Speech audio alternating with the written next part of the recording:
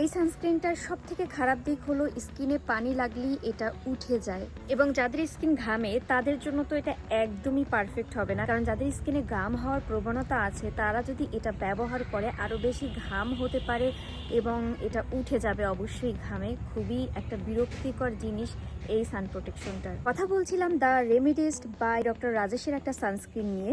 তো এই সানস্ক্রিনটা আমি কিছুদিন যাবৎ ব্যবহার করেছি। এটা মেড ইন হচ্ছে কোরিয়া এবং আমাকে একজন ডক্টর এটি সাজেস্ট করেছিলেন এবং তার সাজেশন অনুপাতে আমি এটি ব্যবহার করেছিলাম।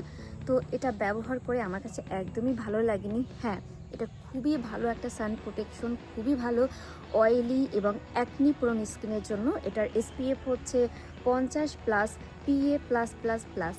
এটার যেটা উপকারিতা, এটা আমাদের স্কিনের রেডনেস মানে লাল ভাব দূর করতে সাহায্য করে। তাই তোমাদের যাদের স্কিন লাল হয়ে যায়, যাদের স্কিন ড্যামেজ, তাদের জন্য এটা খুবই উপকার হবে।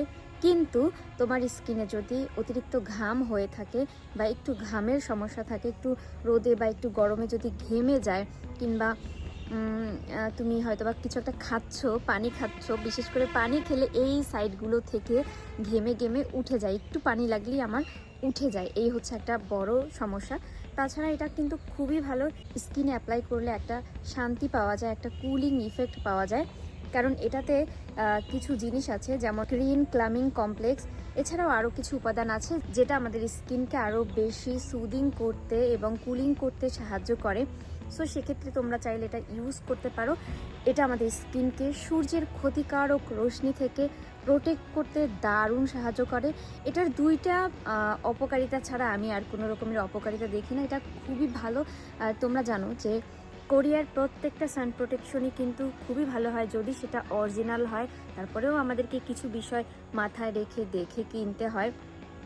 তো যেহেতু আমাকে ডক্টর সাজেস্ট করেছিল, আমি আর অত কিছু দেখি না, অত রিভিউ নেওয়ার প্রয়োজন বোধ করি না। আর নর্মালি রিভিউতে কিন্তু এইভাবে আমি যেভাবে ওপেনলি তোমাদেরকে এইটা সমস্যা নিয়ে বলছি, এভাবে তেমন একটা মানুষ তোমাদেরকে বলবে না। বাট আমি বলে দিচ্ছি যাতে করে তোমরা যারা কিনতে চাচ্ছ তারা যেন বুঝে নিতে পারো।